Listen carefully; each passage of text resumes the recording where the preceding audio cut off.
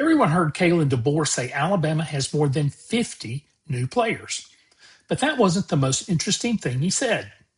The most important thing he said came immediately afterwards.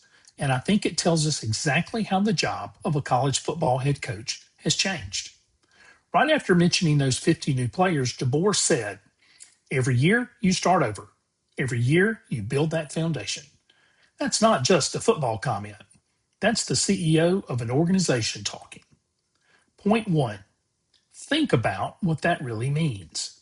50 new players isn't just roster turnover, it's 50 new personalities, 50 new relationships, 50 players learning expectations, culture, and accountability.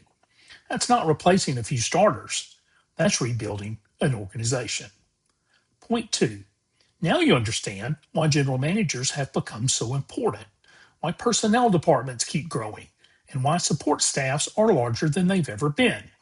Because coaches aren't simply managing a depth chart anymore. They're managing constant organizational change. And DeBoer didn't complain about it. He simply acknowledged that's the job. Point three, there was another phrase that caught my attention. Later in the press conference, he said, again, it starts all over.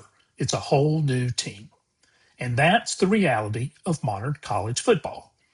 Every offseason is no longer about tweaking or developing players to build a roster. It's about rebuilding an organization while trying to compete for a championship at the same time. That requires a completely different skill set than coaching did even a few years ago. Most people will remember Kalen DeBoer talking about quarterbacks, the offensive line, and Alabama's expectations.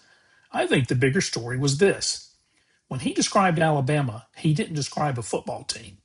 He described an organization that has to be rebuilt every single year. The organizational chart has changed. If you enjoy looking at the business side of college football, hit that subscribe button. That's what we do here. I'm Mike Chaudron. See you next time.